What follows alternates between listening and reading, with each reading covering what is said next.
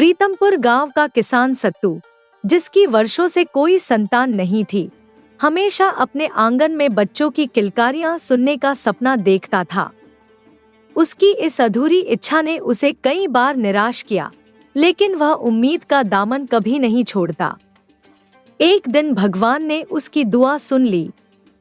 उसके घर एक बालक ने जन्म लिया जो इतना सुंदर था कि देखने वाले उसे किसी खिले हुए फूल की तरह निहारते रह जाते। बालक के रूप और कोमलता ने सत्तू और उसकी पत्नी के दिल में नई उमंग भर दी। अपने जीवन की इस सबसे बड़ी खुशी को साझा करने के लिए सत्तू ने पूरे गांव को दावत दी। लोग बच्चे को देखने आते और उसकी मासूमियत और सौंदर्य की प्रशंसा करते। बच्चे की मुस्कान ऐसी थी जैसे किसी बगीचे में पहली किरण के साथ फूल खिले हों।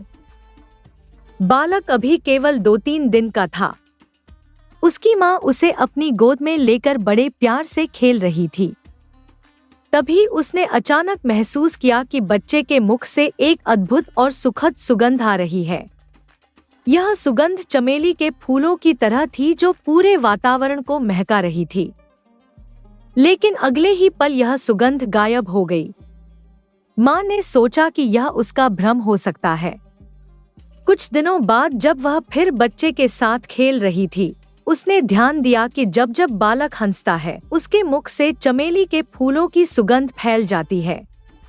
यह सुगंध न केवल मोहक थी, बल्कि ऐसा लगता था मानो प्रकृति खुद उसके आसपास नृत्य कर रही हो। माँ ने यह बात अपने पति सत्तू को बताई। सत्तू ने पहले तो इसे मजाक समझा, लेकिन जब उसने खुद इस अद्भुत घटना को अनुभव किया तो वह आश्चर्य से भर गया। हर बार जब उनका बेटा हंसता, उसकी हंसी से निकलती चमेली की खुशबू पूरे घर को महका देती। यह दृश्य देखकर पति पत्नी का मन खुशी और गर्व से भर जाता। उन्होंने इस अद्भुत बच्चे का नाम बड़े सोच विचार के बाद चमेली राजा रखा। नाम रखते हुए सत्तू और उसकी पत्नी की आंखों में गर्व और खुशी की चमक थी। उन्होंने महसूस किया कि उनका बेटा न केवल उनके जीवन में रोशनी लेकर आया है, बल्कि वह अपने इस विशेष गुण के कारण एक वरदान के समान है। चमेली राजा का यह अद्वितीय गुण धीरे धीरे पूरे गांव में चर्चा का विषय बन गया और हर कोई उसे देखने की इच्छा लेकर उनके घर आता। सत्तू और उसकी पत्नी को गर्व था कि उनका बेटा केवल उनकी खुशियों का कारण नहीं है, बल्कि उसने पूरे गांव में अपनी खुशबू से एक नई महक और उमंग फैला दी थी। चमेली राजा के बारे में खबर धीरे धीरे उसके गांव की सीमाओं को पार कर गई। उसके मुख से निकलने वाली चमेली की अनोखी खुशबू के किस्से आसपास के गांवों में चर्चा का विषय बन गए। लोग कहते, ऐसा अद्भुत बालक पहले कभी नहीं देखा। उसकी हंसी में जैसे प्रकृति का जादू छिपा हो। यह बात धीरे धीरे पूरे राज्य में फैल गई। चमेली राजा समय के साथ बड़ा होने लगा। वह जितना सुंदर था, उतना ही सादगी और संस्कारों से भरा हुआ। उसकी खासियत यह थी कि वह अपनी प्रसिद्धि से कभी अभिभूत नहीं हुआ। अपने किसान पिता का बेटा होने के नाते उसने खेती-बाड़ी को ही अपने जीवन का आधार बनाया। वह सुबह सुबह खेतों में काम करने जाता और शाम को अपने माता पिता के साथ घर के कामों में हाथ बटाता। गांव के लोग उसकी मेहनत और सादगी की सराहना करते। जहां भी वह जाता, लोग उसके गुणों और खुशबू के कारण उसे बड़े सम्मान के साथ बुलाते। उसकी उपस्थिति से माहौल ऐसा लगता मानो कोई त्योहार हो।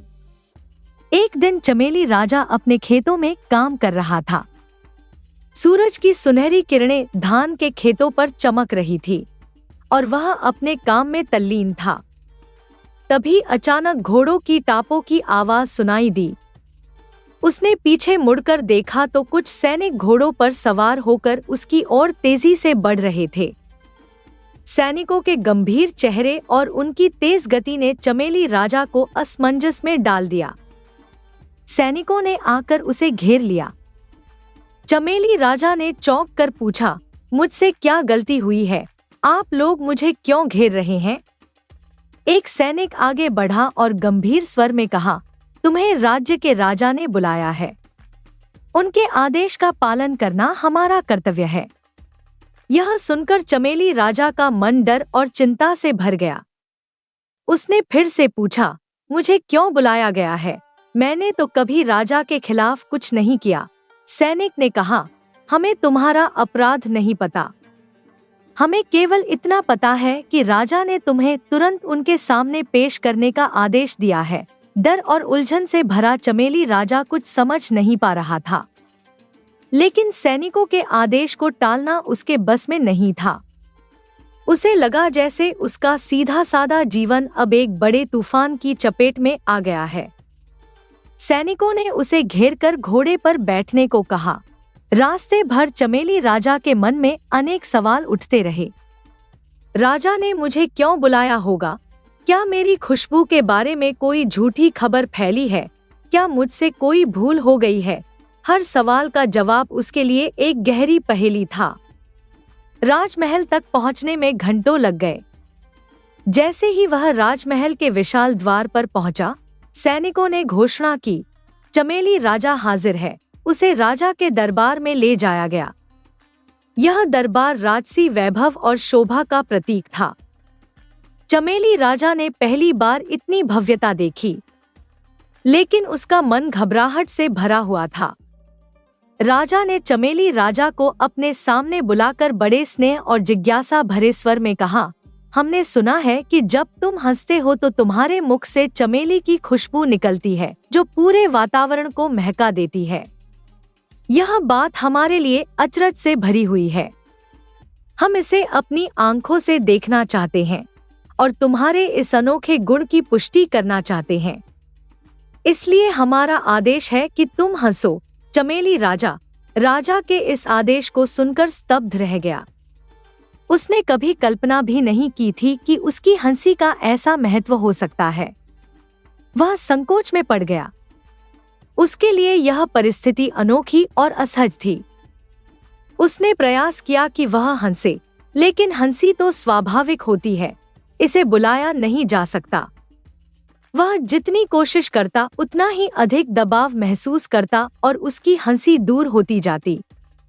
राजा और दरबार में बैठे सभी लोग बड़ी उत्सुकता से उसकी ओर देख रहे थे, लेकिन चमेली राजा के प्रयास व्यर्थ रहे। उसके मुख से हंसी नहीं फूट सकी और न ही वह अद्भुत खुशबू। राजा ने उसे उत्साहित करने के लिए अनेक प्रयास किए। उन्होंने उसे धन दौलत और इनाम देने का वादा किया। उन्होंने कहा, यदि तुम हमें यह अद्भुत घटना दिखा सको तो हम तुम्हें सम्मानित करेंगे और तुम्हारे परिवार का जीवन सुखमय बना देंगे।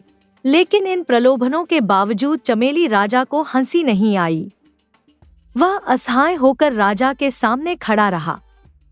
धीरे धीरे राजा का धैर्य समाप्त होने लगा। उनका चेहरा क्रोध से लाल हो गया। उन्होंने गुस्से में कहा, या तो तुम हमारे आदेश की अवहेलना कर रहे हो, या फिर तुम्हारे बारे में सुनी गई बातें झूठी हैं। यदि तुम में यह गुण नहीं है तो तुमने हमारे दरबार का अपमान किया है, और यदि यह गुण है तो हमारे आदेश का पालन न करके तुमने अपराध किया है। दोनों ही स्थितियों में तुम्हें दंड मिलेगा। राजा ने तत्काल आदेश दिया, चमेली राजा को नगर के बाहरी इलाके में स्थित विशेष कारागार में बंद कर दिया जाए। वहां पहरेदार नियुक्त किए जाएं और उन्हें कड़ी हिदायत दी जाए कि यदि किसी भी कारण से इसे हंसी आ जाए तो तुरंत हमें इसकी सूचना दी जाए। चमेली राजा को सैनिक पकड़कर ले गए। वह खुद इस बात से परेशान था कि उसकी हंसी क्यों नहीं आई।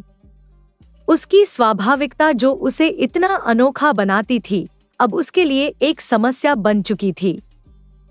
कारागार की ओर जाते हुए उसका मन भारी हो गया। वह सोच रहा था, क्या मेरी सरलता और विशेषता अब मेरे लिए श्राप बन जाएगी? क्या मैं अपने स्वाभाविक गुणों को जबरदस्ती दिखा सकता हूँ? इधर राजा अपने दरबार में विचलित हो गए। उन्हें यह समझ नहीं आ रहा था कि यह स्थिति क्यों बनी, लेकिन उनके मन में जिज्ञासा और क्रोध का मिलाजुला भाव था। वह इंतजार कर रहे थे कि चमेली राजा की हंसी कभी तो लौटेगी और उस दिन उन्हें इस रहस्य का उत्तर मिलेगा। सैनिकों ने चमेली राजा को नगर के बाहर स्थित एक विशेष कारागार में ले जाकर बंद कर दिया। यह कारागार उजाड़ स्थान पर बना था, जहां चारों ओर सन्नाटा पसरा रहता था। चमेली राजा, जो अब तक अपने अनोखे गुण के कारण हर जगह सम्मान और प्यार पाता था, खुद को एक अंधेरी और ठंडी कोठरी में पाकर बहुत ही व्यथित हो गया। उसने कारागार की ऊंची दीवारों और लोहे की सलाखों को देखा और सोचा, क्या यह वही जीवन है जिसे मैंने हमेशा सरलता और खुशबू से जिया? क्या मेरा यही अंत है? उसका मन बार बार उसे यह याद दिला रहा था कि जिस गुण ने उसे दुनिया भर में ख्याति दिलाई, आज वही उसे कैद में डालने का कारण बन गया। रात का समय हो चुका था। बाहर आकाश पर तारे टिमटिमा रहे थे, लेकिन चमेली राजा की आंखों में नींद नहीं थी। उसकी बेचैनी उसे पल भर चैन नहीं लेने दे रही थी। वह कारागार की ठंडी और कठोर जमीन पर करवटें बदलता रहा। उसकी आंखों में सवाल थे, उसका मन अशांत था। मैंने ऐसा क्या किया? अगर मेरी हंसी स्वाभाविक है, तो मैं इसे कैसे बुलाऊं? वह गहरी निराशा में डूब गया। कारागार के पास ही एक छोटी सी झोपड़ी थी। वह झोपड़ी बेहद साधारण और टूटी फूटी थी, लेकिन वहां से हमेशा किसी गतिविधि की आवाजें आती। कारागार की खिड़की से वह झोपड़ी साफ दिखाई देती थी। खिड़की से झांकते हुए चमेली राजा ने देखा कि झोपड़ी में एक युवक रहता था। युवक दिन भर अपने छोटे से जीवन में व्यस्त रहता। वह सुबह सुबह उठकर खेतों से लकड़ी लेकर आता, फिर झोपड़ी के बाहर बैठकर कुछ बनाते हुए गुनगुनाता। उसकी आवाज कारागार तक पहुंचती थी और उसमें अजीब सी सादगी और प्रसन्नता थी। चमेली राजा के पास कारागार में करने के लिए कुछ भी नहीं था। धीरे धीरे उसकी रुचि उस झोपड़ी और वहां रहने वाले युवक की दिनचर्या में बढ़ने लगी। वह खिड़की से चुपचाप झांकता और उस युवक को देखता, जो अपनी छोटी सी झोपड़ी में बड़े संतोष और सरलता से रहता था। चमेली राजा सोचने लगा, यह युवक जो इतने सीमित साधनों के साथ रहता है, फिर भी इतना खुश है, और मैं, जिसे अपनी खुशबू और हंसी के कारण लोग पसंद करते हैं, आज इस अंधेरे कारागार में उदास बैठा हूँ। यह कैसा विरोधाभास है? झोपड़ी से आती हंसी और गुनगुनाहट की आवाजें चमेली राजा के मन को विचलित कर देती। वह सोचता, क्या यह संभव है कि मेरी हंसी भी वापस लौट आए? क्या मैं कभी उस खुशी को दोबारा महसूस कर पाऊंगा जिसने मेरी पहचान बनाई थी? चमेली राजा अब हर दिन उस युवक की गतिविधियों को ध्यान से देखता। झोपड़ी से आती आवाजें कभी कभी उसकी उदासी को थोड़ा कम कर देती, लेकिन उसके मन में अभी भी एक गहरी बेचैनी थी। वह जानता था कि उसे इस बंदीगृह से निकलने का एकमात्र रास्ता उसकी स्वाभाविक हंसी थी। लेकिन वह हंसी कहाँ खो गई थी, यह सवाल उसे हर पल सताता रहा। रातें लंबी होती और दिन ठहर जाते। चमेली राजा का जीवन अब केवल उस खिड़की और झोपड़ी तक सिमटकर रह गया था।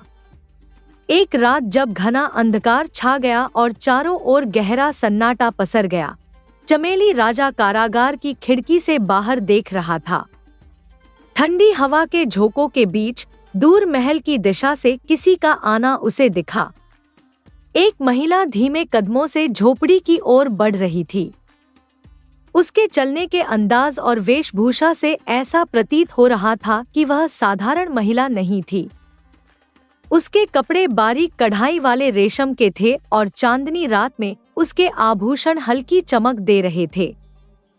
चमेली राजा ने गौर से देखा। जैसे ही महिला ने झोपड़ी के पास पहुंचकर अपना चेहरा घुमाया, वह स्तब्ध रह गया। यह और कोई नहीं बल्कि स्वयं महारानी थी। वह समझ नहीं पा रहा था कि महारानी, जो राजमहल के वैभव में रहती हैं, इस साधारण झोंपड़ी में क्यों आई होंगी। महारानी ने झोंपड़ी का दरवाजा धीरे से खटखटाया। अंदर से किसी ने दरवाजा खोला और वह झोंपड़ी के भीतर चली गई। झोपड़ी के भीतर जलते दीपक की मध्यम रोशनी से इतना दिख रहा था कि झोंपड़ी का निवासी पहले से ही महारानी के आने की प्रतीक्षा कर रहा था। चमेली राजा खिड़की से दूर अंधेरे में छिपकर यह सब देख रहा था। उसकी उत्सुकता बढ़ती जा रही थी। वह सोच रहा था, यह युवक कौन हो सकता है जिसके लिए स्वयं महारानी आधी रात को इतने गुप्त रूप से यहाँ आती हैं। चमेली राजा ने देखा कि महारानी झोपड़ी के अंदर जाती और फिर वहां कई घंटे बिताती। वह झोंपड़ी के भीतर क्या करती यह तो उसे पता नहीं चल पाता, लेकिन दीपक की रोशनी में यह स्पष्ट था कि दोनों किसी गहरे वार्तालाप में लीन थे। रानी का चेहरा झलकते हुए भावों से भरा होता और झोंपड़ी के निवासी का व्यवहार प्रतीक्षा से भरा हुआ। हर रात यह सिलसिला दोहराया जाता। जैसे ही रात गहरी होती, महारानी चुपचाप महल से निकलकर झोंपड़ी में आती और रात के अंतिम प्रहर में उसी सावधानी से लौट जाती। चमेली राजा ने बार बार सोचा कि इस घटना की सूचना महाराज को देनी चाहिए। आखिरकार यह घटना किसी गहरे रहस्य की ओर इशारा कर रही थी। लेकिन जैसे ही उसे महाराज की याद आती, उसकी हिम्मत टूट जाती। वह सोचता, जिस महाराज ने मुझे बिना गलती के यहाँ बंद कर दिया, क्या वे मेरी बात पर यकीन करेंगे? यह सिलसिला दिनों तक चलता रहा। चमेली राजा खिड़की से हर रात यह नजारा देखता, लेकिन किसी निष्कर्ष पर नहीं पहुंच पाता। उसकी बेचैनी बढ़ती जा रही थी। झोंपड़ी के भीतर से आती धीमी धीमी आवाजें और दीपक की हल्की रोशनी उसके मन में हजारों सवाल जगा देती थी।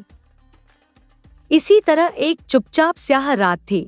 आसमान में काले बादलों के बीच से हल्का सा चांद झांक रहा था।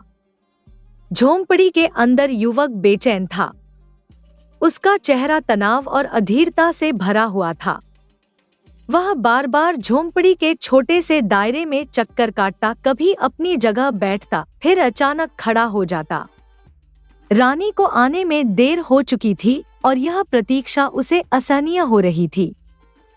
उसकी आंखों में चिंता और क्रोध का मिश्रण साफ झलक रहा था। वह बुदबुदा रहा था, आज इतनी देर क्यों?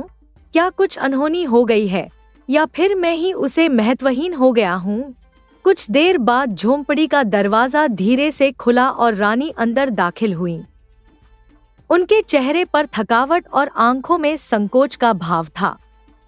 युवक ने उनकी ओर देखा और उसकी अधीरता तुरंत क्रोध में बदल गई। वह गुस्से से भड़क उठा और बोला, क्या मेरा प्रेम इतना तुच्छ हो गया है कि तुम मुझे इंतजार कराओ? क्या मैं सिर्फ एक खिलौना हूँ तुम्हारे लिए? रानी, जो पहले से ही देर होने के लिए ग्लानि महसूस कर रही थी, कुछ नहीं बोली। उन्होंने युवक की ओर से आती क्रोध की लहरों को शांतिपूर्वक सहा। युवक ने गुस्से में उन्हें धक्का दिया और थप्पड़ मार दिया। उनके कोमल गाल पर चोट के निशान उभर आए, लेकिन रानी की आंखों में शिकायत का एक भी भाव नहीं था। वह एकदम शांत खड़ी रहीं, जैसे उनका प्रेम उनकी हर चोट को फूलों की छुअन बना रहा हो। युवक का क्रोध शांत हुआ। वह थककर वहीं बैठ गया, अपनी बेप्सी में सिर पकड़कर। उसकी सांसें तेज हो रही थी, लेकिन अब उसे अपनी हरकत पर गहरा पछतावा हो रहा था। उसने अपनी आंखें रानी की ओर उठाईं, जो अभी भी उसकी ओर स्नेहभरी नजरों से देख रही थी। रानी ने बिना कुछ कहे अपने साथ लाई हुई मिठाई की टोकरी खोली और धीरे से युवक का हाथ पकड़कर उसे अपने पास बिठाया। उनकी आंखों में एक गहरा स्नेह था। उन्होंने उसे मिठाई का टुकड़ा उठाकर खिलाया। युवक की आंखें भर आईं। उसने धीमे स्वर में कहा, प्रिय, मुझे माफ कर दो। मिलन में विलंब ने मेरे विवेक को धूमिल कर दिया था। मैंने तुम्हारे फूलों जैसे शरीर को चोट पहुंचाई। क्या मेरा यह अपराध तुम्हारे प्रेम को खंडित कर देगा? रानी ने युवक का हाथ अपने हाथों में थाम लिया। उनके चेहरे पर मधुर मुस्कान उभरी और उन्होंने कहा, प्रियतम, प्रेम में क्षमा का कोई स्थान नहीं होता, क्योंकि प्रेम हर गलती को स्वीकार कर लेता है। तुम्हारी मार भी मेरे लिए फूलों जैसी है। तुम्हारे हाथों की छुअन ने मुझे वह सुख दिया जो संसार के हर सुख से परे है। जब तुमने मुझे छुआ तो मुझे ऐसा लगा जैसे मैंने सारी सृष्टि की सैर कर ली और संपूर्ण सृष्टि का आनंद एक ही क्षण में पा लिया हो। उस क्षण झोपड़ी के भीतर गहरा मौन छा गया, लेकिन वह मौन किसी व्यथा का नहीं, बल्कि प्रेम के गहन और असीमित बल का प्रतीक था। युवक ने सिर झुका लिया और रानी के पैरों में नतमस्तक हो गया। उसने कहा, तुम्हारा प्रेम मेरे क्रोध से कहीं ऊंचा है। मैं तुम्हारे इस स्नेह का ऋणी रहूंगा। रानी ने उसे उठाकर गले से लगा लिया। दोनों के बीच प्रेम की एक ऐसी गहरी अनुभूति बह रही थी जिसे शब्दों में पिरोना असंभव था। उस रात झोपड़ी से बाहर चांदनी बिखरी थी और अंदर दो दिलों के बीच प्रेम का संगीत बज रहा था। उधर झोंपड़ी के पीछे की ओर एक थकाहारा धोबी सुस्ताने बैठा हुआ था। उसका गधा कई दिनों से गायब था और उसे ढूंढते ढूंढते वह हताश हो चुका था। जैसे ही वह वहां बैठा, उसे झोपड़ी के भीतर से एक नरम लेकिन दृढ़ स्वर सुनाई दिया। यह रानी की आवाज थी जो युवक से कह रही थी, मैंने सारे जहां की सैर कर ली। धोबी के कान खड़े हो गए। उसने इस वाक्य को बड़े ध्यान से सुना। अचानक उसके भीतर एक उम्मीद की किरण जागी। उसने सोचा, जब यह औरत सचमुच सारे जहां की सैर कर चुकी है तो जरूर इसे मेरा गधा कहीं न कहीं दिखा होगा। उसने उत्साह से झोंपड़ी के दरवाजे की ओर कदम बढ़ाए और जोर से दस्तक दी। अंदर से रानी ने दरवाजा खोला। उसकी भव्यता देखकर एक पल को धोबी की जुबान रुक गई, लेकिन फिर अपने गधे की चिंता में उसने साहस जुटाया और बोला, महारानी जी, आपने जब सारे जहां की सैर की है तो क्या आपको मेरा गधा कहीं दिखा? मैं उसे ढूंढते ढूंढते थक गया हूँ। कृपया मेरी मदद करें। रानी इस अजीबोगरीब सवाल से चकित रह गई, लेकिन झोपड़ी की खिड़की से यह सब देख रहे चमेली राजा का तो जैसे ठहाकों का फव्वारा ही फूट पड़ा। वह इतनी जोर से हंसा कि उसकी हंसी रुकने का नाम ही नहीं ले रही थी। उसकी इस स्वाभाविक और निश्चल हंसी ने चारों ओर एक अद्भुत ऊर्जा भर दी और तभी राजा की खिलखिलाहट से झोंपड़ी के आसपास चमेली की मादक सुगंध फैलने लगी। ऐसा लगा मानो हंसी और सुगंध ने मिलकर पूरे माहौल को सराबोर कर दिया हो। धोबी और रानी दोनों ही उस अद्भुत क्षण में मंत्रमुग्ध हो गए, जैसे कोई जादू चल गया हो।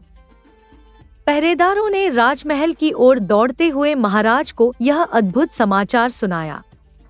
उनकी आवाज में ऐसी उत्तेजना थी कि महाराज को तुरंत समझ आ गया कि कुछ असाधारण घटित हुआ है।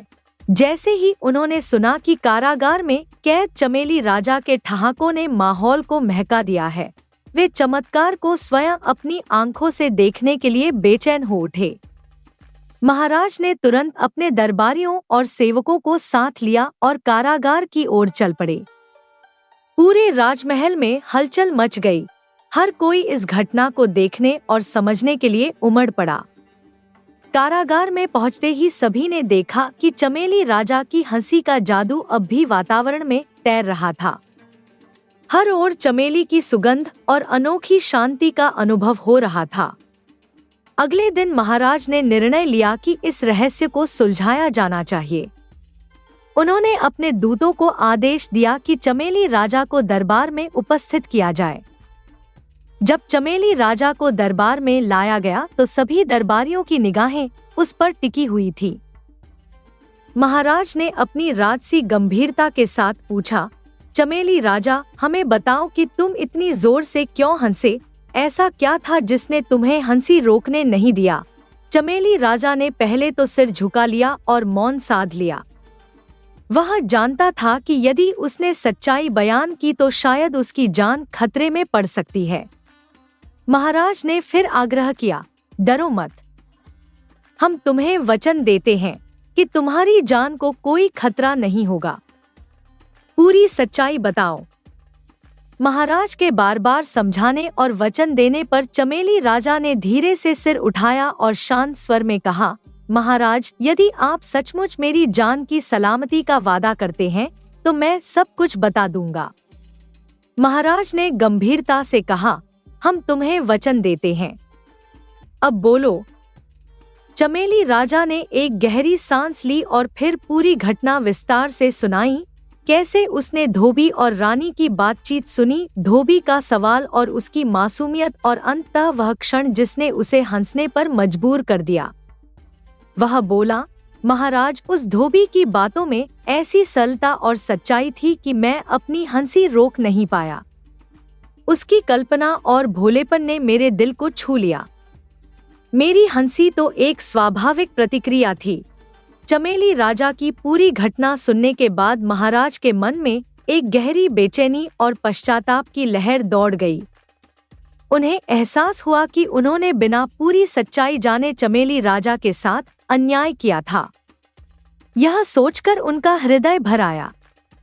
उन्होंने तुरंत घोषणा की, हमसे बहुत बड़ी भूल हुई है। चमेली राजा निर्दोष है। उसे न केवल कैद से मुक्त किया जाएगा, बल्कि उसे हमारे राज्य का सम्मानित अतिथि भी बनाया जाएगा।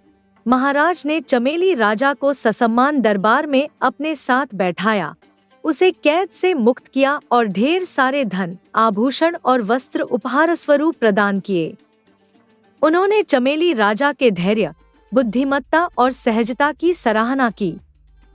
उसके प्रति किए गए अन्याय का प्रायश्चित करते हुए महाराज ने उसे विदा किया।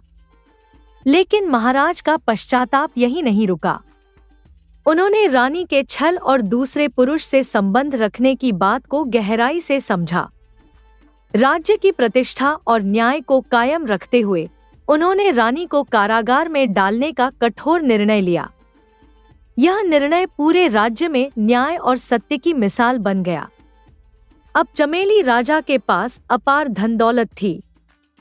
वह अपने गांव वापस आया, जहां उसके माता पिता उसकी प्रतीक्षा में दिन रात प्रार्थना करते थे। जब उन्होंने अपने पुत्र को इतना सम्मान और समृद्धि के साथ लौटते देखा तो उनकी आंखें गर्व और खुशी से छलक उठीं। कुछ ही समय बाद गांव के प्रमुखों और परिवार ने मिलकर चमेली राजा का विवाह एक अत्यंत सुंदर, गुणवान और सरल स्वभाव वाली युवती से कर दिया। उसकी पत्नी न केवल सुंदर थी, बल्कि उसका दिल भी सोने जैसा निर्मल था। विवाह के बाद चमेली राजा का जीवन खुशियों से भर गया। उसकी सरलता, समझदारी और न्यायप्रियता ने उसे एक आदर्श पति और पुत्र बना दिया। अब वह अपने परिवार और पत्नी के साथ सुखपूर्वक जीवन बिताने लगा। अगली कहानी। मिथिला राज्य में गोनू झा नाम के एक बुद्धिमान और सरल व्यक्ति रहते थे। वे जाति से ब्राह्मण थे, परंतु अपने जीवन यापन के लिए खेतीबाड़ी करते थे। उनकी सरलता और ईमानदारी के कारण पूरे गांव में उनका मान सम्मान था। उसी गांव में भूरिया नाम का एक व्यक्ति भी रहता था, जिसकी आदतें गोनू झा के बिल्कुल विपरीत थी। भूरिया मूल रूप से चोर और ठग प्रवृत्ति का व्यक्ति था, जो मेहनत और ईमानदारी से कोसों दूर था। भूरिया ने अपने आलस्य और बुरी आदतों के कारण मेहनत से जी चुराने की आदत डाल ली थी। भूरिया का असर गांव के अन्य लोगों पर भी पड़ने लगा। उसने अपने कुटिल स्वभाव से गांव के 8-10 युवाओं को भी अपने साथ जोड़ लिया और उन्हें अपने जैसे गलत रास्ते पर चलने के लिए प्रेरित कर दिया।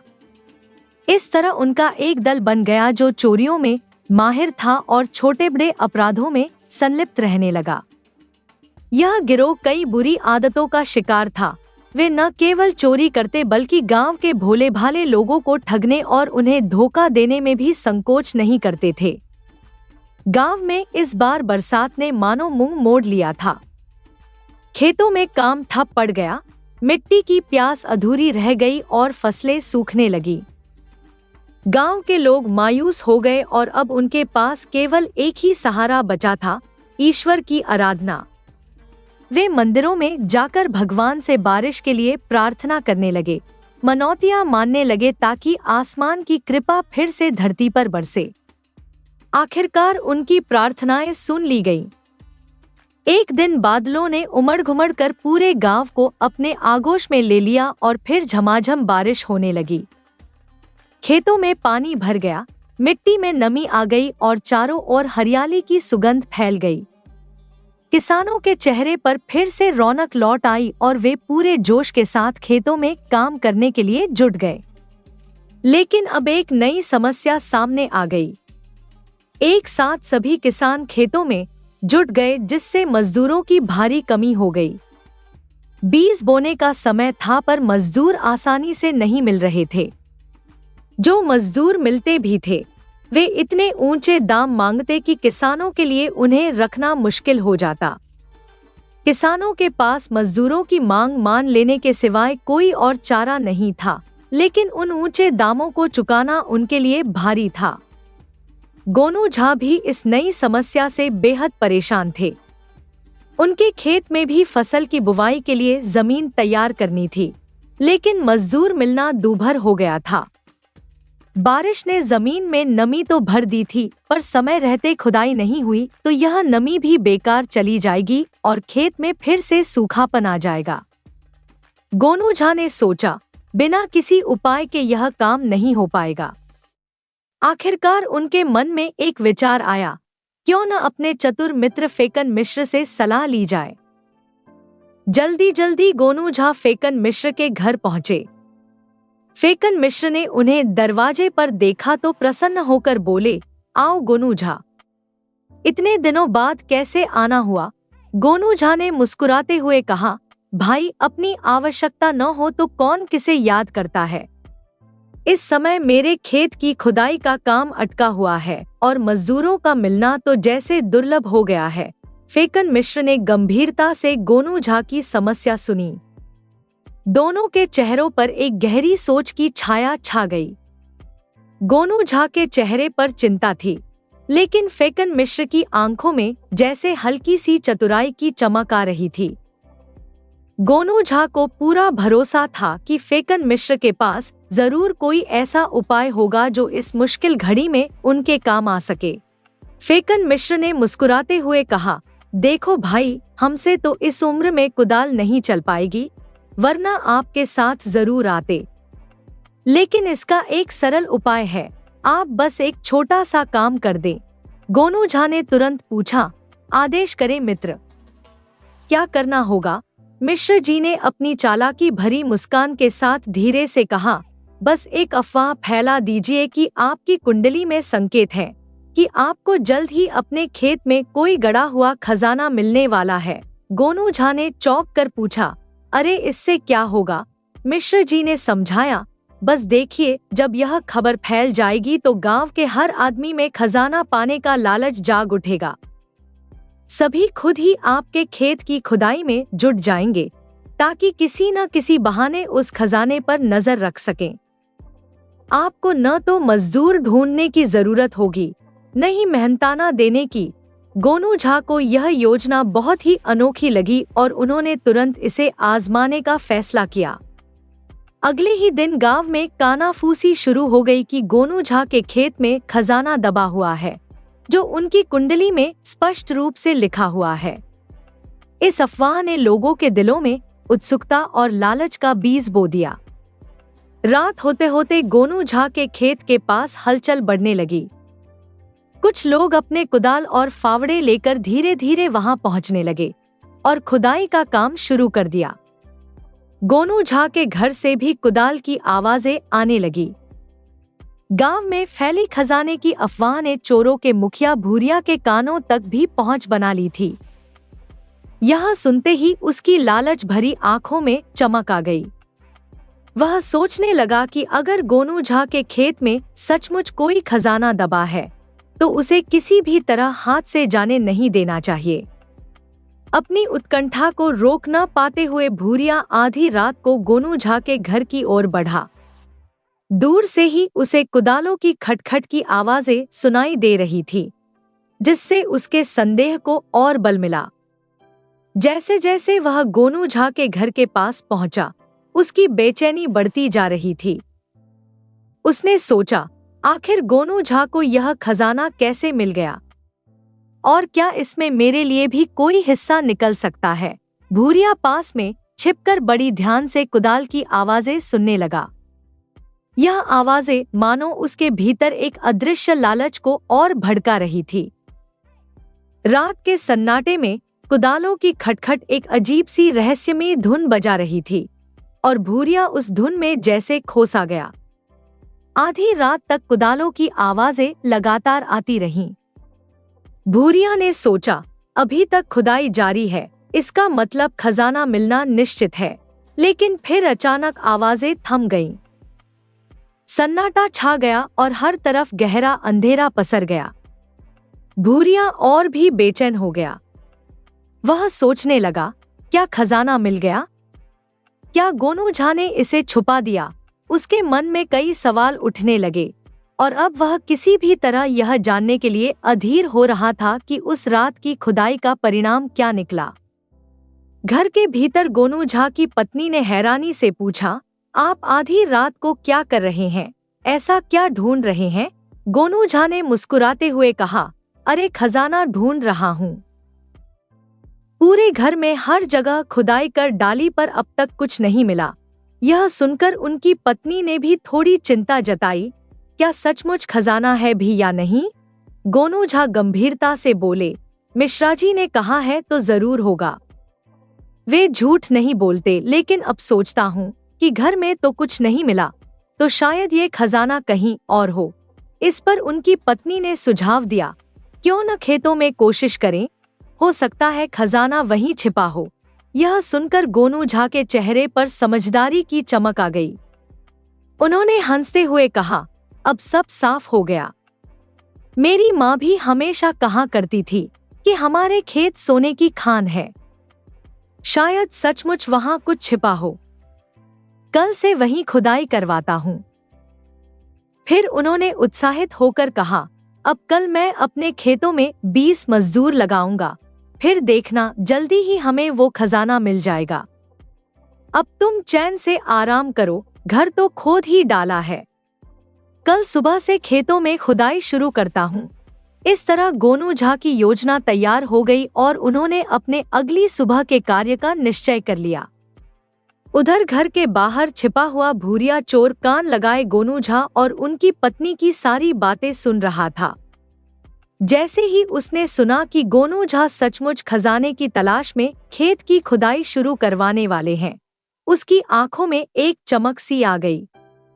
भूरिया ने सोचा, अगर गोनू झा रात भर जागे न होते तो मैं आज ही खेत में खुदाई कर खजाना निकाल लेता। लेकिन अब उसे यह एहसास हो गया था कि गोनू झा सुबह से ही खुदाई करवाने का इरादा रखते हैं। यह जानकर भूरिया के मन में बेचैनी और भी बढ़ गई। खजाने की लालसा उसे रात भर चैन से सोने नहीं दे रही थी। वह मन ही मन योजना बनाने लगा कि जैसे ही मौका मिलेगा वह किसी भी तरह आज रात ही इस खजाने को हथिया लेगा। उसे केवल सही वक्त का इंतजार था कि कब गोनू झा की नजरें हटें और वह अपना काम कर सके। आधी रात का सन्नाटा था, लेकिन भूरिया के मन में खजाने का खुमार छाया हुआ था। वह सीधा अपने साथियों के पास पहुंचा और एक एक को झकझोर कर जगाने लगा। भूरिया ने फुसफुसाते हुए कहा, अरे तुम लोग यहाँ चैन की नींद सो रहे हो और मैं एक बड़ी खबर लेकर आया हूँ। आज असली माल हाथ लग सकता है। सभी चोरों ने नींद में ही आंखें मलते हुए पूछा, क्या बात है भूरिया भाई, इतनी रात को क्यों जगाया? भूरिया ने अपनी आवाज में एक रहस्य में गंभीरता भरते हुए कहा, गोनू झा खजाना ढूंढ रहा है। ये कोई साधारण बात नहीं है। खुद मिश्रा जी ने उसे बताया है और मिश्रा जी झूठ नहीं बोलते। गोनू झा कोई मामूली आदमी नहीं है, वो बड़ा चतुर है। जब वह अपने घर को खोदने में लगा था तो ये पक्का है कि खजाना जरूर है, वरना वह बिना कारण ऐसा क्यों करता। फिर उसने आगे बताया, आज रात उसने अपने घर के हर कोने में खुदाई की, लेकिन कुछ नहीं मिला। अब उसकी माँ ने उसे यह इशारा दिया है कि खजाना उसके खेतों में दबा हो सकता है और इसीलिए वह कल सुबह अपने खेत में मजदूर लगाकर खुदाई करवाने वाला है। तभी एक ने अपनी आंखों में शरारत भरी चमक के साथ कहा, फिर तो देखना मजा आ जाएगा। गोनू झा खजाना अपने घर लाएगा और हम किसी अंधेरी रात को उसे उड़ा ले जाएंगे। बस सब कुछ हमारे हाथ में होगा। भूरिया ने उसकी बात पर खींचते हुए उसे घुड़का। तुम्हारी अक्ल घास चरने गई है क्या? अगर हम जल्दी नहीं करेंगे तो ये मौका हमारे हाथ से निकल जाएगा। हमें खजाने के लिए इतना इंतजार क्यों करना? आज रात ही उसे हड़पना होगा, वरना हाथ मलते रह जाओगे। यह सुनते ही उसके साथी पूरी तरह से सतर्क हो गए। सबके मन में एक ही ख्याल आया, अगर यह खजाना मिल जाए तो उनकी जिंदगी बदल सकती है। भूरिया की बातों ने उनमें एक नया जोश भर दिया और अब वे सभी इस खजाने को पाने के लिए पूरी तरह तैयार थे। सभी ने तुरंत अपने अपने कुदाल उठाए, मानो खजाना अब उनकी मुट्ठी में ही हो। भूरिया के नेतृत्व में वे चुपके चुपके अंधेरी रात की ओट में गोनू झा के खेतों की ओर चल पड़े। चारों ओर सन्नाटा पसरा था, बस दूर कहीं उल्लू की आवाज रात की खामोशी को तोड़ रही थी। चोरों के मन में उत्साह और भय की मिलीजुली भावना थी, जैसे कोई बड़ा काम करने जा रहे हों। उनके कदमों की आहट मिट्टी में दबकर रह गई। भूरिया के इशारे पर सबने अपने कुदालों को कसकर पकड़ लिया और सभी चोर जोश में भरकर पूरी ताकत से खुदाई में जुट गए। रात के अंधेरे में उनके कुदालों की आवाज ही सुनाई दे रही थी। हर कोई बेसब्री से खजाने की तलाश में अपनी जगह खोद रहा था। एक चोर ने पसीना पोंछते हुए कहा, तू यहाँ खोद, शायद यहीं गड़ा हो। तो दूसरा बोला, नहीं नहीं, तू उस कोने में देख, मुझे लगता है खजाना वहीं है। रात सरकती जा रही थी और चांदनी अब हल्की पड़ने लगी थी। पौ फटने की आहट के साथ ठंडी हवा चलने लगी, लेकिन चोर मंडली की कड़ी मेहनत का कोई फल नजर नहीं आ रहा था। पूरी रात जीजान से मिट्टी खोदने के बाद गोनू झा का खेत मानो किसी युद्ध का मैदान बन गया था। हर ओर गड्ढे ही गड्ढे थे। थकान से चूर हुए चोरों के चेहरों पर अब निराशा साफ झलकने लगी। आखिरकार एक चोर ने भारी सांस लेते हुए भूरिया से कहा, गुरु, अब तो हमारी हड्डियां भी जवाब दे गईं। इतना खोदने के बाद भी हमें कुछ हाथ नहीं लगा। भूरिया ने माथे पर पसीने की बूंदें पोंछते हुए गहरी सोच में डूबकर कहा, हाँ यार, लगता है खजाना और भी गहराई में गड़ा है। हम शायद ऊपर ऊपर ही खोदते रह गए। उसकी आवाज में अब पहले जैसी उत्सुकता नहीं रही। उसी वक्त एक और चोर ने घबराहट भरे स्वर में कहा, गुरु, अब और खोदने का वक्त नहीं है। लगता है कोई हमारी तरफ आ रहा है। सबके कान खड़े हो गए। दूर से आती पदचाप और कुत्तों के भौंकने की आवाज ने उनके डर को बढ़ा दिया। घबराकर वे सब अपने कुदाल छोड़कर अंधेरे में भाग खड़े हुए। भूरिया ने अंधेरे में दूर से एक धुंधली आकृति को गांव की ओर से आते देखा। उसकी चौकस निगाहें और चोरों के बीच फैली घबराहट के माहौल ने उसे तुरंत सतर्क कर दिया। उसने मन ही मन सोचा, अरे यह तो गोनू झा ही होगा। लगता है चैन से न सोने की आदत अब भी नहीं गई। उसके चेहरे पर चिंता की लकीरें खिंच गईं, क्योंकि उसने भांप लिया था कि अब यहाँ रुकना खतरनाक होगा।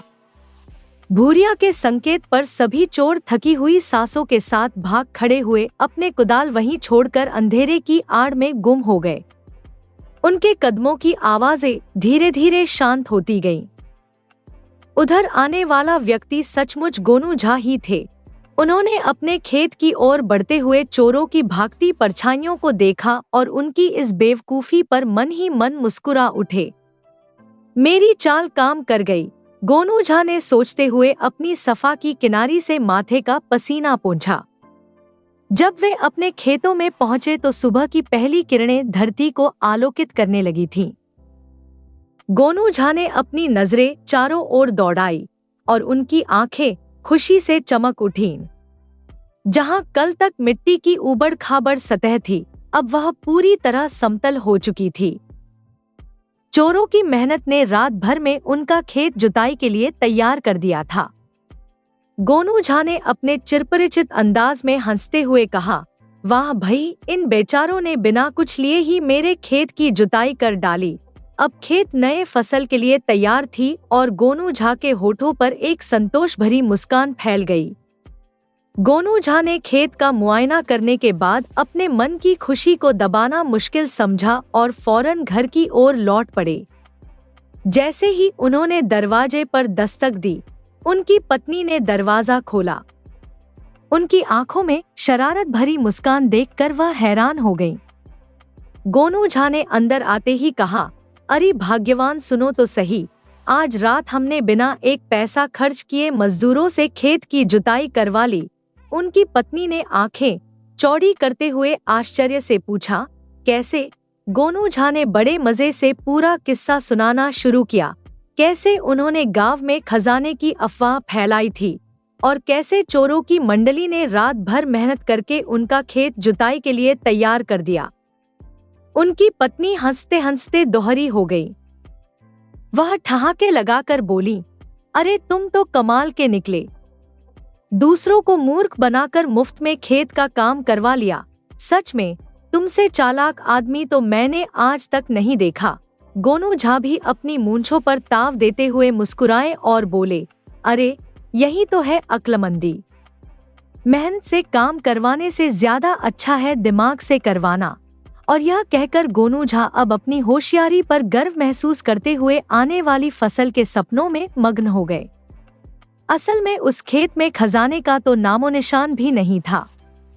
यह तो गोनू झा और उनके मित्र फेकन मिश्रा की एक सोची समझी तरकीब थी।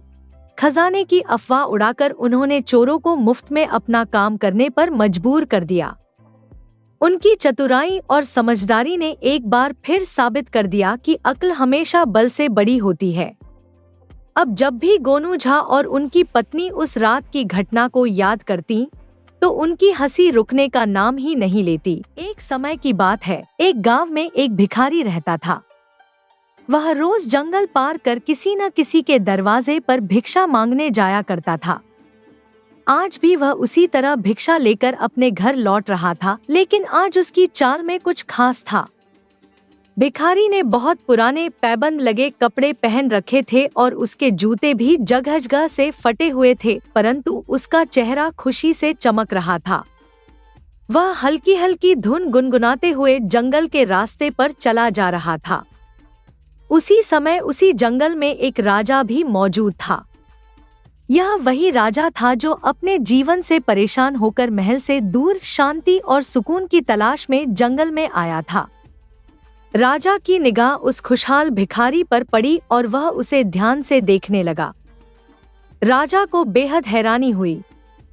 उसने सोचा, इस भिखारी के पास न तो कोई महल है, न कोई सेवक, न बेशकीमती वस्त्र, फिर भी देखो कितना प्रसन्न है। और एक मैं हूँ, राजा होकर भी दुखी। मेरे पास धन दौलत, ऐश्वर्य और मान सम्मान है, फिर भी मेरे अपने ही लोग मेरे विरुद्ध षड्यंत्र रच रहे हैं। उन्हें मेरा प्यार नहीं, बल्कि केवल मेरी राजगद्दी चाहिए। राजा अपने विचारों में डूबा हुआ भिखारी की तरफ देखता रहा और उसके चेहरे पर जो सरल निर्मल खुशी थी, उसे समझने की कोशिश करता रहा। राजा के जीवन में एक ऐसा दिन भी आया था जब उसने महल के कुछ पहरेदारों को आपस में खुसुर-फुसुर करते हुए सुना। एक ने कहा, जैसे ही राजा मरेगा, हमारी समस्या हल हो जाएगी। राजा के लिए यह सुनना हृदय विदारक था। उसकी पत्नी भी उसे वर्षों पहले छोड़कर जा चुकी थी और संतान का सुख भी उसके नसीब में नहीं था। उत्तराधिकारी की कमी ने उसकी अकेलेपन की पीड़ा को और भी गहरा कर दिया था। एक दिन उसके अपने ही भाई ने उसे मारने का षड्यंत्र रच डाला। उसने राजा के भोजन में जहर मिला दिया। अनजाने में राजा जब वह भोजन करने को बैठा, तभी एक बिल्ली ने छलांग लगाकर थाली का कुछ हिस्सा खा लिया। कुछ ही क्षणों में उसकी आंखों के सामने वह बिल्ली तड़पकर दम तोड़ गई। राजा स्तब्ध रह गया। उस दिन से राजा के मन में अपने चारों ओर छिपे षड्यंत्रों की भावना घर कर गई। जिन पर उसने भरोसा किया, वही उसके प्राण लेने की कोशिश में लगे थे। आखिरकार अपने ही लोगों के छलकपट से टूटकर एक दिन उसने सब कुछ छोड़कर महल को अलविदा कह दिया और एकांत की खोज में जंगल की ओर निकल पड़ा। राजा ने जब उस भिखारी को देखा तो उसके मन में विचार आया, हम दोनों ही इंसान हैं, फर्क बस इतना है कि वह एक संतुष्ट और प्रसन्न व्यक्ति है, जबकि मैं एक दुखी राजा हूँ। राजा ने राजसी वस्त्र पहन रखे थे और भिखारी को देखकर वह कुछ कदम पीछे हट गया। उधर भिखारी ने राजा को गौर से देखा और मन ही मन सोचा, मेरे पास तो फटे पुराने कपड़े और जूते हैं, अगर किसी दिन भीख न मिले तो भूखा रहना पड़ेगा। लेकिन इस व्यक्ति के ठाट बाट अलग हैं। इसके पास अमूल्य वस्त्र, सुंदर जूते और शायद हीरे जवाहरात भी होंगे, फिर भी इसकी आंखों में संतोष का कोई भाव नहीं दिखता। कुछ क्षण बाद भिखारी ने राजा से कहा, आप तो बड़े धनवान लगते हैं, कहीं आप किसी राज्य के राजा तो नहीं? राजा ने गहरी सांस लेते हुए उत्तर दिया, हाँ, मैं सूरतगढ़ का राजा हूँ, परंतु मेरी परिस्थिति उतनी सुखद नहीं है जितनी बाहर से प्रतीत होती है। मेरे अपने लोग मुझसे जलते हैं और मुझे मरवाने का षड्यंत्र रच रहे हैं। इनसे दूर शांति की खोज में मैं यहाँ जंगल में आ गया हूँ। कई दिनों से अकेले भटक रहा हूँ। जो भी जंगल में फल फूल मिलते हैं उन्हीं से गुजारा कर रहा हूँ। आज तो बहुत भूख लगी है, तुम्हारे पास कुछ खाने को है तो मुझे भी दे दो। भिखारी ने राजा की ओर देखा। राजा की आंखों में पीड़ा थी। राजा की आंखों में गहराई से देखते हुए भिखारी ने मुस्कुराते हुए कहा, यदि आप मुझे अपनी सोने की अंगूठी दे दे तो मैं आपको भोजन दे सकता हूँ। राजा ने सोने की अंगूठी देकर खुशी खुशी रोटी ली और खाने लगा। इस पर भिखारी ने कहा, आपके पास अपार धन संपदा है पर मेरे पास कुछ भी नहीं, फिर भी मैं प्रसन्न हूँ। राजा ने गंभीरता से उसकी बात सुनी और फिर अपनी मन की बात प्रकट करते हुए कहा, तुम्हें देखकर महसूस हुआ कि असली खुशी साधनों में नहीं बल्कि संतोष में है। दोनों ने कुछ क्षण शांति में बिताए, जैसे किसी अज्ञात रहस्य का अनुभव कर रहे हों। रात ढलते ढलते भिखारी ने राजा से उसके राज्य की तमाम जानकारी समझ ली थी। उसने एक योजना बनाई कि राजा के गहरी नींद में सो जाने पर वह उसके कीमती कपड़े और गहने लेकर भाग जाएगा। भिखारी ने चालाकी से राजा के भोजन में बेहोशी की दवा मिला दी। जब राजा सो गया तब भिखारी ने उसके राजसी वस्त्र पहने, गहनों को संवारा और चुपचाप अंधेरे में वहां से निकल पड़ा। इस घटना ने एक बात स्पष्ट कर दी, संतोष का दिखावा करना और उसे वास्तव में अपनाना, दोनों में बहुत अंतर है। रास्ते में कुछ चोरों की नजर उस भिखारी पर पड़ी जो राजसी वस्त्रों और गहनों में सजा हुआ था। उसे राजा समझकर उन्होंने उसे पकड़ लिया और एक खतरनाक स्वर में पूछा, तुम कौन से राज्य के राजा हो? भय से कांपते हुए भिखारी ने झूठ बोल दिया, मैं सूरतगढ़ का राजा हूँ और मेरा भाई इस राज्य का मंत्री है। लेकिन चोरों को उसकी बातों पर संदेह हुआ। वे उसे मारते पीटते रहे और आखिरकार दर्द से टूटकर भिखारी ने सच्चाई उगल दी, मैं राजा नहीं हूँ, मैं तो एक साधारण भिखारी हूँ जिसने राजा के कपड़े और गहने चुराए हैं। पर चोरों ने उसकी बात का विश्वास नहीं किया और उसके मुंह पर कपड़ा लपेटकर घसीटते हुए महल तक ले गए। महल में पहुंचकर चोरों ने राजा के भाई से कहा, हम तुम्हारे भाई को पकड़ लाए हैं, यदि तुम उसे जिंदा देखना चाहते हो तो हमें 3000 सोने के सिक्के दो। राजा के भाई ने एक तीखी नजर चोरों पर डाली और फिर मुस्कुराते हुए बोला, ठीक है, यदि तुम सच में मेरे भाई को लाकर दिखा सकते हो तो मैं तुम्हें 3000 सोने के सिक्के दूंगा। चोर भिखारी के मुंह पर कपड़ा बांधकर उसे राजमहल में ले आए थे। अतः तुरंत ही उन्होंने भिखारी को राजा के भाई राय बहादुर के सामने पेश कर दिया।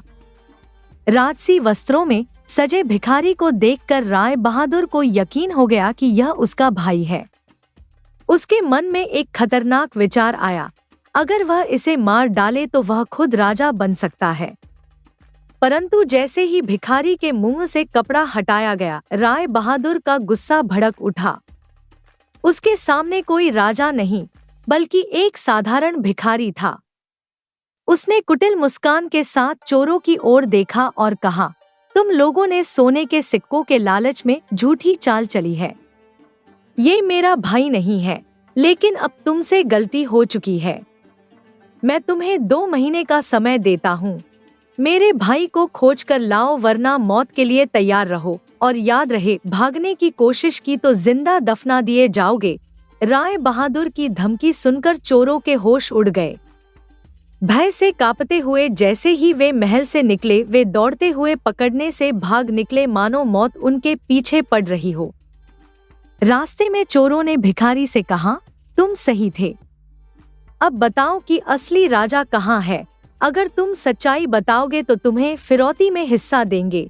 भिखारी ने थोड़ी चतुराई से जवाब दिया, मैंने राजा को जंगल में ही छोड़ दिया था।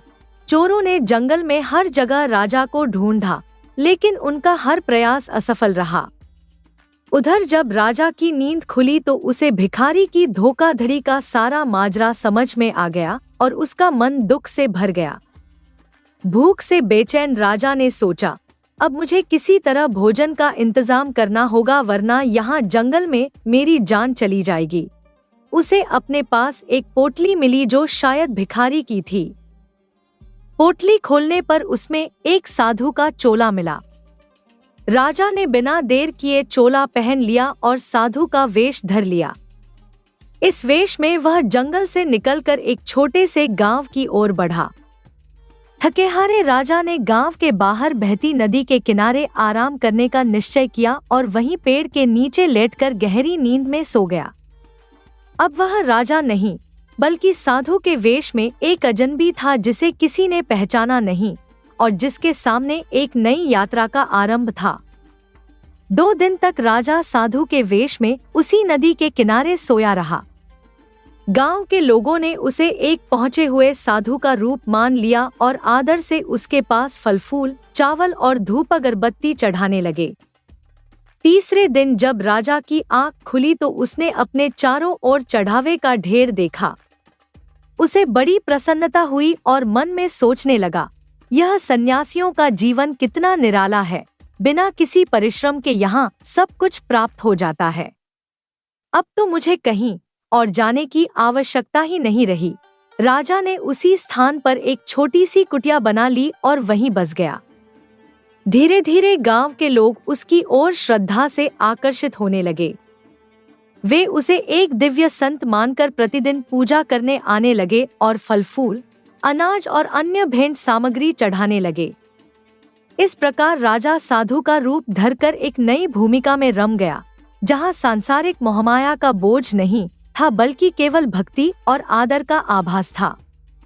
एक दिन गांव के सभी लोग उस साधु के पास पहुंचे और विनम्रता से बोले, बाबा, हमारे गांव में वर्षों से बारिश नहीं हुई है। हर ओर सूखा ही सूखा है। कृपया हमारे लिए कोई उपाय बताइए। उनकी करुणा से भरी बातें सुनकर राजा भीतर ही भीतर घबरा गया, क्योंकि वह अपनी सच्चाई उजागर भी नहीं कर सकता था। कुछ क्षण सोचने के बाद उसने गहरी सांस ली और गंभीर स्वर में कहा, इसके लिए आप सभी को उपवास करना होगा। अगले 2 महीने तक कोई भी मेरी कुटिया के भीतर नहीं आएगा। केवल दूर से ही अपनी श्रद्धा अर्पित करना। गांव वालों ने श्रद्धा से सिर झुका लिया और उसकी बात मान ली। अब लोग दूर से ही उसकी कुटिया के बाहर चढ़ावा चढ़ा जाते और राजा, जो साधु की भूमिका में था, अकेला बैठा उन चढ़ावों के बीच अपने नए जीवन के रहस्यमय खेल का अनुभव करता रहा। राजा ने सोचा, मेरा जीवन तो हमेशा संघर्षों से भरा रहा है। दूसरों की सुखमय जिंदगी देखकर जलन करना व्यर्थ है। भले ही साधु का रूप लेकर बिना परिश्रम भोजन मिल रहा हो, पर यह जीवन भी कैद जैसा ही है।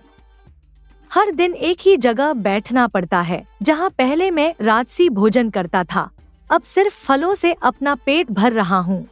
साधु के वेश में उसे भगवान का भजन करने का भी ढोंग करना पड़ता था। उसने मन ही मन तय किया कि जैसे ही 2 महीने पूरे होंगे वह यह स्थान छोड़ देगा।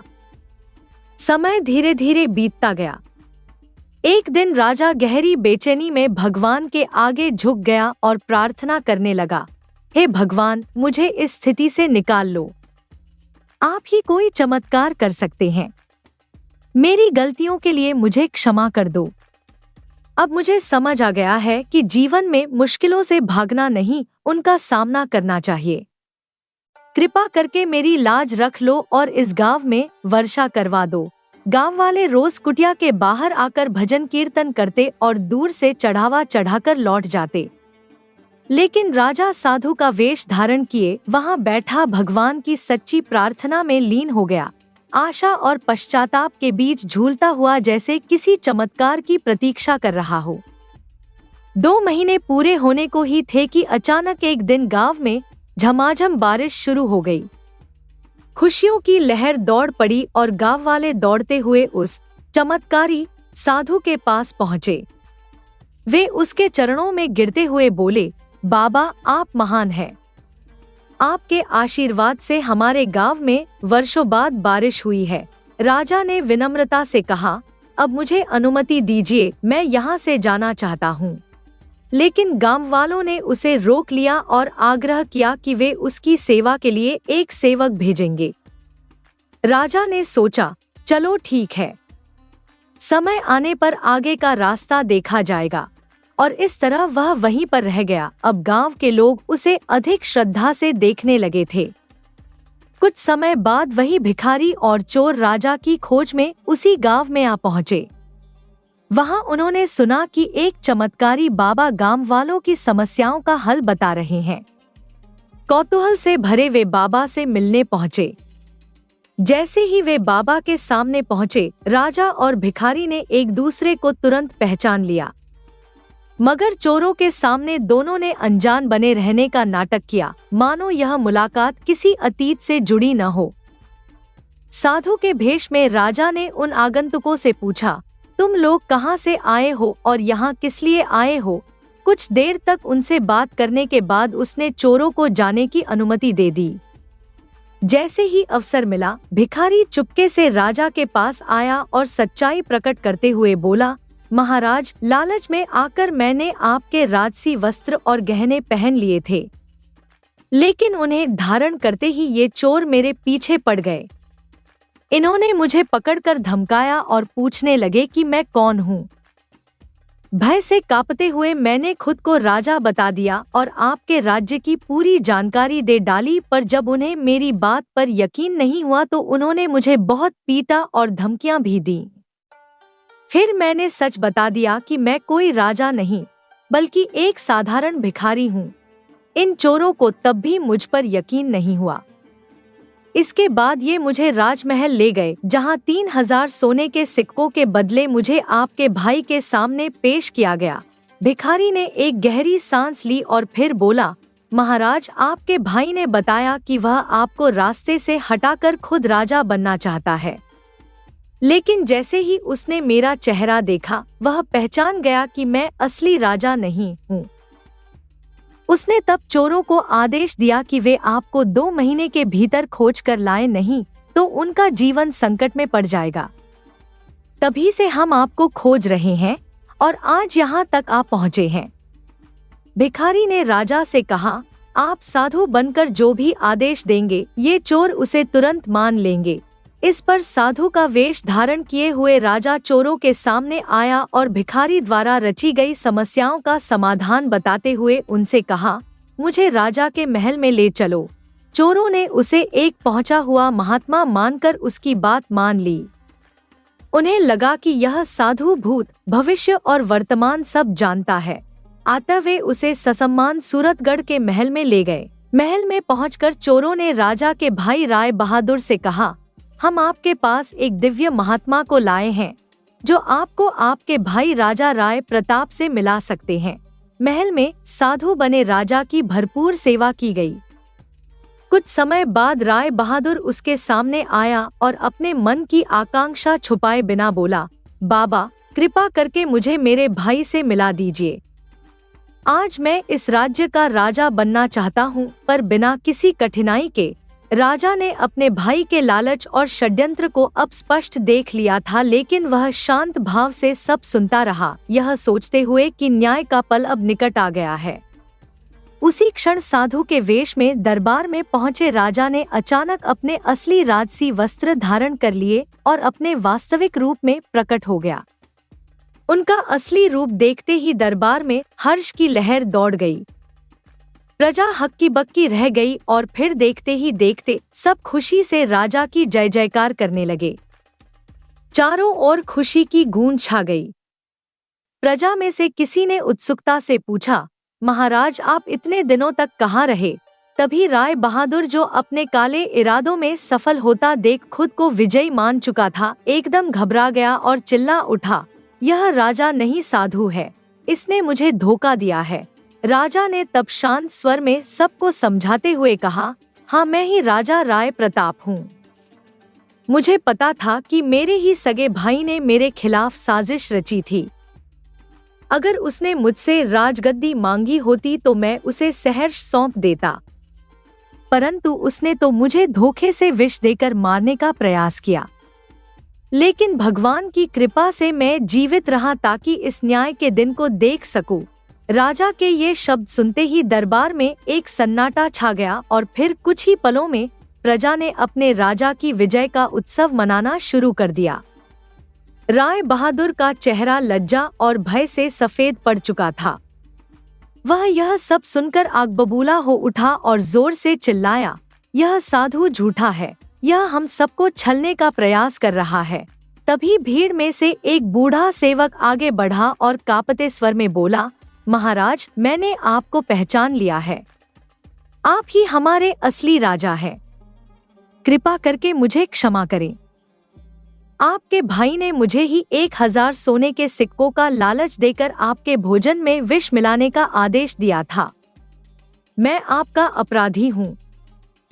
आप जो भी दंड देंगे वह मुझे सहर्ष स्वीकार है। यह स्वीकारोक्ति सुनते ही सभा में सन्नाटा छा गया। सत्य का उद्घाटन हो चुका था और अब राय बहादुर का असली चेहरा सबके सामने था। प्रजा की निगाहें अब उस पर तिरस्कार और घृणा से टिक गई थी। राजा ने अपनी गरिमामयी आवाज में अपने मंत्रियों को आदेश दिया, मेरे इस भाई को महल से बेदखल कर दिया जाए और 1 वर्ष के लिए राज्य से निर्वासित कर दिया जाए। जब इसे अपनी भूल का एहसास होगा और यह पश्चाताप करेगा, तभी इसे महल में लौटने और मेरे साथ काम करने का अधिकार मिलेगा। राजा के इस न्यायपूर्ण निर्णय से प्रजा का मन गर्व और श्रद्धा से भर उठा। पूरे राज्य में राजा की जय जयकार गूंजने लगी और सबने अपने राजा की सत्य, सहनशीलता और उदारता की मिसाल को सराहा। राजा राय प्रताप पुनः अपने राज्य की राजगद्दी पर आसीन हुए और सच्ची निष्ठा से अपनी प्रजा की सेवा में जुट गए। उन्होंने राज्य में एक नई शुरुआत की। जिस भिखारी ने कठिन समय में उनका साथ दिया था, उसे उन्होंने अपने मंत्रिमंडल में सम्मिलित कर लिया। वहीं जिन चोरों ने कभी अपने छोटे छोटे अपराधों के कारण राज्य के बाहर जीवन बिताया था, उन्हें महल के माली का दायित्व सौंपा गया। राज्य में एक नई आशा और परस्पर विश्वास का वातावरण पनपने लगा। समय बीता और ठीक 1 वर्ष बाद राजा का भाई पश्चाताप और नम्रता के साथ महल में वापस लौट आया। उसकी आंखों में पछतावे के आंसू थे। उसने राजा के चरणों में झुककर अपनी भूल के लिए क्षमा मांगी और प्रतिज्ञा की कि वह आगे से सच्ची निष्ठा और समर्पण के साथ अपना कर्तव्य निभाएगा। राजा ने उसे गले लगाते हुए पुनः महल में उसका स्थान दिया और स्नेहपूर्वक समझाया कि सच्ची शक्ति क्षमा और प्रेम में निहित होती है। इसके बाद राजा राय प्रताप ने सत्यनिष्ठा और न्याय के पथ पर चलते हुए अपना शासन जारी रखा। उनकी सेवा, परोपकार और न्यायप्रियता से राज्य में सुख, शांति और समृद्धि का वातावरण बना रहा। प्रजा ने उन्हें एक आदर्श राजा के रूप में पूजा और उनके शासनकाल को इतिहास में स्वर्णिम युग के रूप में याद रखा गया।